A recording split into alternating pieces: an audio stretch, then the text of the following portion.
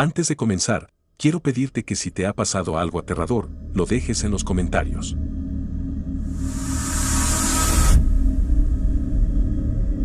Nunca había publicado antes, así que perdón si no es el mejor lugar para esta historia, pero la he tenido en mente por mucho tiempo y mientras más la pienso, más señales de alerta veo.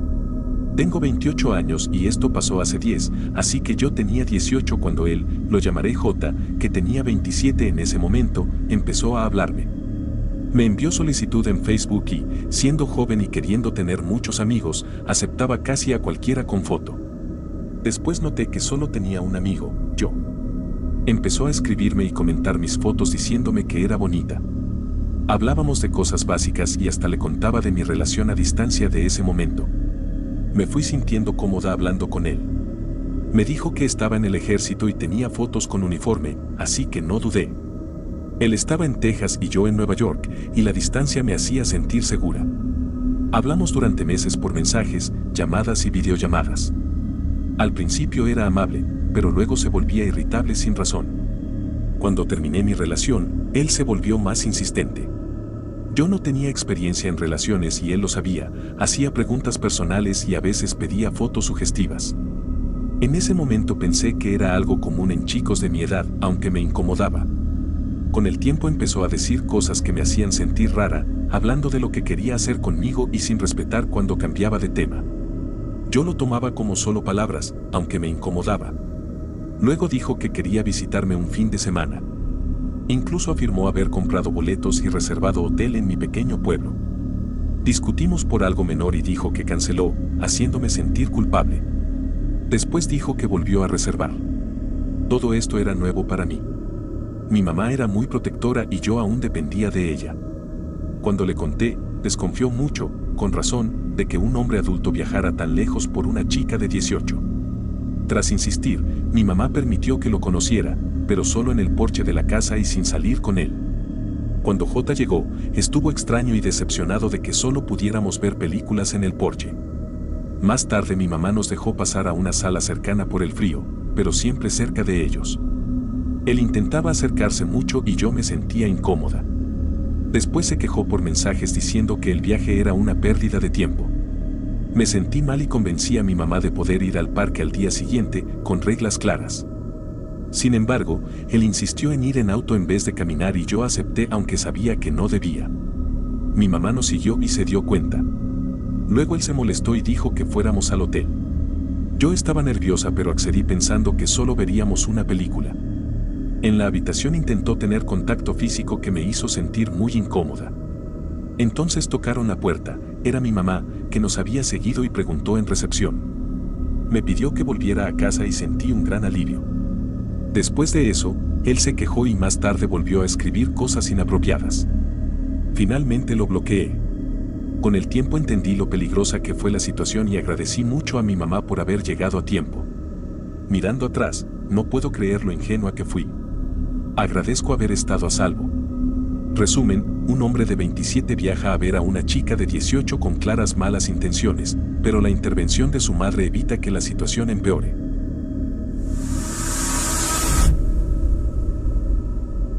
Para dar contexto, tengo trastorno bipolar y severo y estuve en psicosis durante gran parte de esta historia. También es bastante larga, y puedo mostrar pruebas de sus cargos si es necesario. Zack dice que lo conocí en la sala psiquiátrica el año pasado, pero yo no recuerdo haberlo conocido allí. Estuve entrando y saliendo de la sala psiquiátrica durante unos 6 meses por mi bipolar y severo.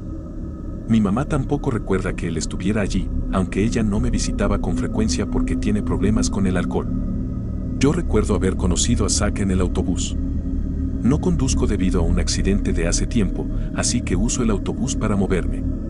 En marzo de 2024 iba camino a un dispensario cuando alguien dijo 3R. El nombre de la sala psiquiátrica del hospital local. Me di la vuelta y vi a un hombre bajo y robusto. Soy mujer. Empezamos a hablar porque yo aún estaba en psicosis y era vulnerable. Él también iba al dispensario y dijo que había estado en la sala psiquiátrica conmigo. Hablamos en la espera y en el viaje. Dijo que era un año mayor que yo, que era gay y que recibía discapacidad mientras trabajaba en recaudación de fondos. En ese momento yo vivía con mi madre alcohólica y estaba desesperada por tener un amigo. Resultó que él vivía cruzando la calle. Al principio parecía normal, pero luego volví al hospital y empezó a llamar insistentemente, lo que me asustaba y empeoraba mi estado. Cuando no respondía, apareció como paciente, lo cual me asustó mucho. El hospital nos mantuvo separados en esa ocasión porque también notaron su comportamiento. Al mes de conocerlo me confesó que había salido de prisión por secuestro y estaba en libertad condicional. Dijo que tenía Asperger y que fue un malentendido. Yo también tengo antecedentes legales, no de ese tipo, y, por mi estado mental, lo pasé por alto. Incluso mi equipo de salud mental dijo que podía haber habido confusión por su condición. Terminé mudándome con él porque en casa de mi madre la situación era mala. Empezó a ponerse celoso de mi antiguo compañero de cuarto. Ahí empecé a volver en mí y a notar que quizá era peligroso. Intentaba que durmiera en su habitación y, si no lo hacía, caminaba por la casa toda la noche. Me consiguió un teléfono y se molestó cuando dije que quería uno a mi nombre. Me fui de vuelta con mi mamá. Él me acusó de robarle medicinas. Eso debió ser el final, pero en diciembre me sentía sola y pensé que quizá lo juzgaba mal. Ya tenía mi propio lugar y lo invité, aunque fue un error. Nadie cercano a mí quería que siguiera siendo su amiga. Mi equipo de salud mental dijo que su autismo era severo y explicaba parte de su conducta. Consiguió un auto y empezó a llevarme al trabajo. Vivía en su auto porque no encontraba vivienda por sus antecedentes. Una vez se dejó caer sobre mí y murmuró algo como que no iba a hacerme daño. Era muy pesado, pero pude quitármelo de encima. Estaba bajo sustancias y era invierno, así que ignoré la situación para no quedarme sin transporte. Después empecé a sospechar que quizá me manipulaba. Hacía comentarios incómodos, se molestaba por mis amistades, le robó dinero a mi mamá, rondaba casas de personas cercanas a mí y dejó de recibir ayuda de su equipo de salud mental. También desapareció un teléfono mío después de que me ayudó a limpiar. En abril decidí cortar contacto definitivamente. Empezó a pasar en auto por mi edificio y a tocar la bocina, además de escribir mensajes. Mi edificio tiene seguridad y cámaras, el personal me avisó que lo veían merodear. Contacté a su oficial de libertad condicional y al mío, y le hice saber que estaba siendo grabado. El acoso se detuvo por ahora, pero su libertad condicional termina en septiembre. Sigue viviendo en su auto y, según conocidos, aún consume sustancias. A veces me pregunto si realmente lo conocí en la sala psiquiátrica o si me estaba siguiendo. Me alivia que ya no moleste. El equipo ACT dijo que no parece una amenaza inmediata y que no vale la pena presentar cargos a menos que vuelva a ocurrir algo. Sé que cometí errores y pasé por alto señales por su condición de salud, pero yo también estaba en un momento muy vulnerable y no pensaba con claridad. También me contó que a los 13 años tuvo problemas graves con un familiar y estuvo en un centro juvenil, y que parte de su familia ya no le habla por comportamientos inapropiados. Zack, espero no volver a verte nunca.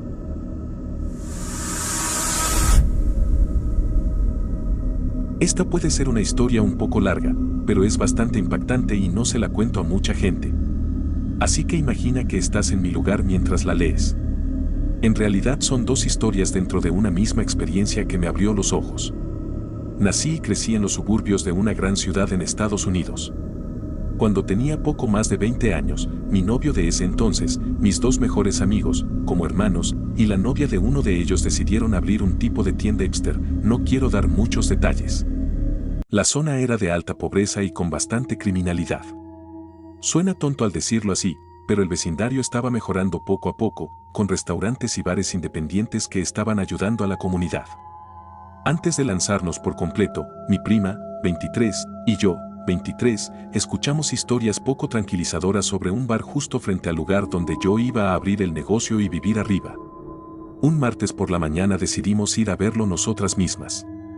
Cuando llegamos, parecía un bar común, pero el hombre detrás de la barra nos dijo que en realidad no trabajaba ahí, solo vivía arriba y el verdadero encargado no había llegado. Aún así nos quedamos un rato. Pedimos unas cervezas y tratamos de ser amables. Luego unos hombres se pusieron muy cerca de nosotras, dejándonos casi sin espacio. Nos pidieron dinero y uno dejó su teléfono como garantía. Más tarde regresó y mostró una sustancia blanca diciendo que podía mostrarnos una nueva vida. Mi prima y yo dijimos cualquier excusa y fuimos al baño para pensar cómo irnos. Planeamos salir y decir discretamente que no nos sentíamos seguras. Nuestro auto estaba detrás del edificio. Era la 1 de la tarde. Cuando salimos, esos hombres nos siguieron y un auto se detuvo cerca. Intentaron agarrar a mi prima. Yo la tomé de la mano y corrimos al auto y cerramos con llave. Nos pusimos a llorar. Y en ese momento ya era tarde para cambiar de planes, porque ya habíamos firmado el contrato de local. Un mes después empecé a ver a un hombre muy alto con gafas gruesas caminando constantemente por la zona. Parecía estar metido en cosas turbias. Una semana después de mudarnos, en una tarde muy linda, estábamos afuera con nuestros perros cuando escuchamos un sonido fuerte que pensamos que era un coche. Luego vimos gente correr y esconderse. Vi a ese hombre de las gafas sosteniéndose la cara, claramente herido, mientras se alejaba para cubrirse. Al día siguiente vi rastros de sangre en la zona y empecé a preocuparme por nuestra seguridad. 3 años después tomé un curso universitario sobre personas sin hogar porque quería ayudar a la comunidad. Era una clase pequeña. Llegué temprano y vi entrar a un hombre muy alto con gafas gruesas y cicatrices en la barbilla. Era él. Era el mismo hombre que había estado en el auto aquel día y el mismo que había visto herido tiempo atrás. Me quedé paralizada y temí que me reconociera. En la clase, cada uno explicó por qué estaba allí. Él dijo que antes estuvo involucrado en cosas muy malas, que resultó herido, fue a prisión y allí decidió cambiar su vida y ayudar a la comunidad. Todos lo recibieron bien. Nunca le dije que yo había estado allí ese día. Parecía una persona amable y no quise remover el pasado. El mundo puede ser muy pequeño, incluso en ciudades grandes. Espero que esté bien, pero preferiría no volver a encontrarlo. Y a los hombres de aquel bar, mejor no volver a verlos nunca, porque fue una experiencia muy aterradora.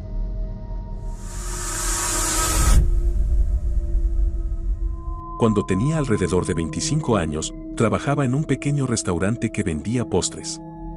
Era un lugar bastante escondido y tranquilo, así que por las mañanas solía estar sola. En una ocasión entró un hombre y lo reconocí de la noche anterior. Había ido con su esposa y sus hijos adultos. Esa era la única otra vez que lo había visto. Esta vez estaba solo y empezó a hablar conmigo. Al principio parecía charla normal, pero seguía comentando que yo parecía de 19 años y decía que podía ayudarme. Que podía conseguirme trabajo en su empresa donde pagaban $7 más de lo que yo ganaba.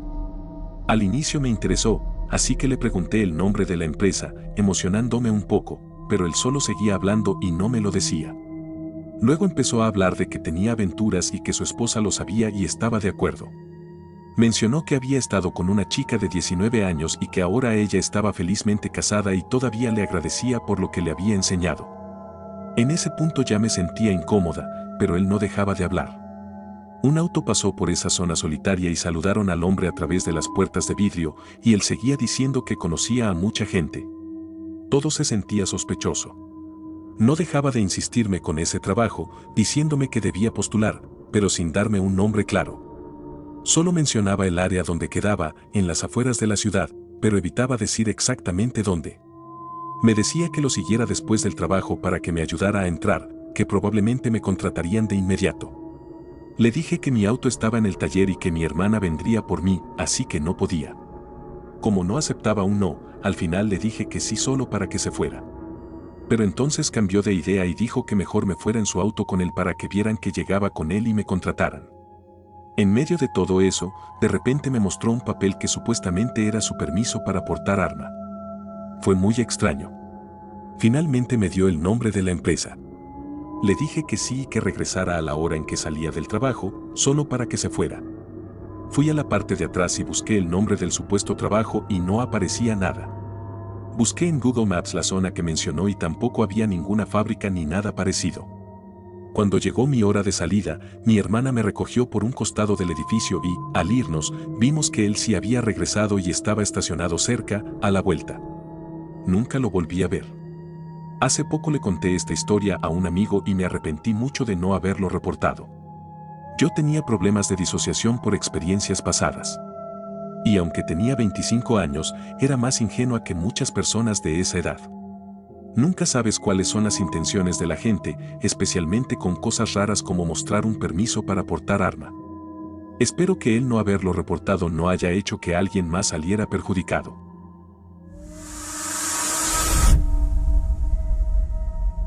Cuando tenía 8 años, vivía en un pequeño callejón sin salida junto a un lago. Era otoño y la mayoría de las casas del lago eran de temporada, así que mi calle y unas pocas más eran las únicas con residentes todo el año. Por eso, todos conocían a todos y podías identificar a las personas por el auto que conducían. Acababa de bajarme del autobús escolar, tiré mi mochila en el jardín delantero y empecé a jugar básquet. El aro estaba en la calle, así que si pasaba un auto había que detenerse. Mis hermanos mayores estaban en sus actividades y la única otra persona en casa era mi mamá, su auto estaba en la entrada. Sé que sabía que yo había llegado porque me miró desde el garaje, sonrió y volvió a su computadora para trabajar. Después de jugar un rato, un auto que no reconocí entró en mi calle. Eso era raro por varias razones, a los vecinos no les gustaban las visitas, era mediodía y todos trabajaban y además tenía placas de otro estado. Aunque me pareció extraño, no le di mucha importancia y me moví para que pudiera pasar. Pensé que solo daría la vuelta para irse, ya que algunas personas iban al lago fuera de temporada. Mi casa era la primera de la calle, así que lo vería regresar. Y así fue, pero cuando volvió se detuvo. Yo estaba al otro lado de la calle, cerca del aro, cuando bajó la ventana. «Oye, niño, pásame el balón». Se lo di y trató de encestar por encima de su auto. Fallé. «Ve por él y déjame intentar otra vez». Recuerdo que pensé que era simpático. Tendría unos 30 y tantos años y era muy carismático. Aunque era otoño, vestía como si fuera verano, como si fuera a una fiesta. Cuando fui a recoger el balón, me agaché y escuché el sonido de una cámara. Evidentemente me había tomado una foto. Incluso con 8 años sentí que algo no estaba bien, pero lo ignoré por la apariencia del hombre. Volví y le di el balón, pero esta vez me sujetó la muñeca. El balón cayó y él solo me miraba, apretando cada vez más. Luego intentó entrelazar sus dedos con los míos. «Solo déjalo pasar, disfrútalo. Y no se te ocurra gritar, nadie te oirá». Yo estaba confundido porque mi mamá estaba en casa y me habría escuchado. Me resistí lo que me parecieron minutos, mientras él empezaba a avanzar el auto lentamente. Me vi obligado a moverme con él y logró sujetarme la mano. Parecía extrañamente emocionado por ello, lo cual me asustó. Pensé que podía gritar y quizá estar a salvo, o quedarme callado y correr más peligro, así que grité llamando a mi mamá. Él dijo algo como «oh no», me soltó y se fue muy rápido. Las calles eran estrechas y al salir incluso pasó por el césped de una casa. Mi mamá salió corriendo e intentó ver la placa, pero no pudo. Le conté lo ocurrido y luego a mi papá cuando llegó del trabajo. Él era voluntario de emergencias y conocía a la policía, así que les avisó. No había otros reportes similares. Mi mamá mencionó que había visto ese auto rondando días antes. Pensamos que tal vez estaba observando la zona y que notó que en nuestra casa había niños. Creímos que ahí terminaba todo, pero esa noche pasó algo más. Mis hermanos se quedaron a dormir en casas de amigos. Mis padres aceptaron más rápido de lo normal porque querían reducir riesgos. Ya de noche, cerraron mis cortinas y pusieron una televisión en mi cuarto para que me sintiera más tranquilo. Sería como la 1 de la mañana y yo seguía despierto viendo caricaturas. Estaba de espaldas a la ventana cuando escuché golpes en el vidrio. Me quedé congelado. Pensé que quizá era alguno de mis hermanos intentando entrar. Por precaución, fui a despertar a mis padres y encendí varias luces en el camino. Mi mamá se despertó y le conté. En el cuarto de mis padres había varias ventanas, incluida una que daba al patio trasero con bosque detrás. Mientras le explicaba, ella miró hacia la ventana y el hombre estaba ahí mirando hacia adentro. Ella gritó y despertó a mi papá. El hombre dijo desde afuera que solo quería tomarle la mano. Mi papá tomó un bate y salió, pero el hombre ya había huido hacia el bosque. Llamamos a la policía y después de esa noche instalaron sistemas básicos de seguridad en casa. Los vecinos se enteraron y mis padres empezaron a invertir más en actividades dentro de casa para nosotros. Así fue como obtuve mi primera consola de videojuegos. No volvió a pasar nada parecido. Nunca supimos más de él. Solo asumimos que regresó al estado de donde venían sus placas.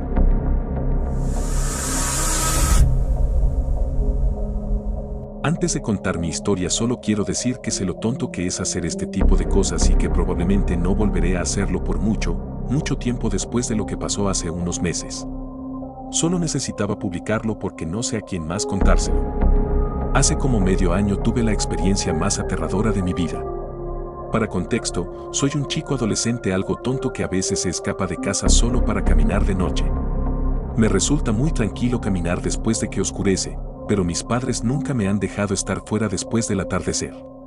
Así que desde hace como un año, cuando la escuela se pone difícil o la vida se vuelve estresante, me escapo y camino unas 2 horas. La noche de la que hablo empezó cuando decidí hacer otro de mis rituales de las 2 de la mañana. Agarré una sudadera, me puse los zapatos ya afuera y salté la cerca hacia la libertad. Cuando ya estaba lejos de mi vecindario tomé una de mis rutas habituales, cruzar otro vecindario y luego caminar por una carretera con curvas hasta llegar a una zona con tiendas y restaurantes de comida rápida. Estuve ahí un buen rato caminando en círculos y sentándome en una banca. En algún momento recogí una cuchara de plástico del suelo y empecé a rasparla contra el pavimento por aburrimiento hasta desgastarla casi a la mitad. Esto es importante después. Luego decidí moverme otra vez y terminé en un parque a unos 10 minutos de mi casa, donde normalmente termino la noche mirando el cielo. Ese parque a veces me da miedo porque de noche hay un gran anillo de árboles alrededor y cualquiera podría estar observando desde el bosque. Aquí es donde la cosa se pone seria. Estaba acostado en una mesa mirando al cielo, sintiéndome filósofo, cuando escuché a un hombre mayor silbar. Me levanté de golpe porque nunca había tenido interacción humana en esas caminatas. Vi a un hombre mayor apenas iluminado por una farola en la única entrada del parque. Ya lo había visto antes, es un hombre alto, delgado, que camina por el pueblo todo el día. Pensaría que es indigente si no fuera porque siempre usa la misma camisa elegante y pantalones cargo. Mi mamá y yo hemos hablado de él y creemos que tiene alguna discapacidad mental y vive con un cuidador. Tuve una interacción con él una vez. Hace como un año, caminando a casa de día, él estaba en una banca y me dijo Jesús te ama con una sonrisa rara. Yo respondí lo sé de forma incómoda aunque soy ateo. Volviendo a esa noche en el parque, me quedé mirándolo más tiempo del que debía. Sentí que nos miramos fijamente mucho rato. Luego empezó a caminar lentamente hacia mí. Yo estaba paralizado del miedo pensando por qué estaba ese señor a las 3 de la mañana en un parque vacío. Cuando se acercó, me dio una sonrisa como si supiera algo que yo no. Yo seguía congelado. Siempre me burlé de personajes en películas que se quedan paralizados del miedo, ya no. Estaba más congelado que nunca. Después de unos segundos incómodos, me dio una palmada en el hombro y metió la mano en su bolsillo para sacar una cuchara de plástico. Era la misma cuchara que yo había tenido antes en la zona de tiendas. Simplemente la puso en el bolsillo de mi sudadera. En ese momento algo en mi cabeza reaccionó y salí corriendo al baño público y cerré la puerta. Estaba en ese baño con luz tenue en plena madrugada, probablemente después de las 3. Pensé que se iría al verme tan asustado, pero no creo que se fuera. Miré la cuchara y estaba alterada. Era como esas imágenes raras de internet donde algo parece normal pero no puedes reconocer nada. Tenía algo grabado pero no podía identificar letras ni palabras. Creo que me quedé en ese baño más de media hora pensando en todas las decisiones que me llevaron a estar ahí. No tenía teléfono porque mis padres usan una app para ver mi ubicación y tampoco tenía reloj. Finalmente reuní valor, abrí la puerta y corrí hacia la salida del parque. Antes de doblar la esquina miré atrás y vi una figura sentada en una banca cerca del baño. Había esperado ahí. Corrí sin parar hasta llegar a mi vecindario y luego entré a casa a escondidas. No he vuelto a salir de noche desde entonces y no sé si lo haré otra vez. La cuchara sigue guardada en mi armario pero no la he mirado en meses. A veces pienso cuánto tiempo me estuvo siguiendo y si fue algo aislado o si me había observado en otras noches. En fin. Viejo extraño que me siguió esa noche, mejor no volvamos a encontrarnos.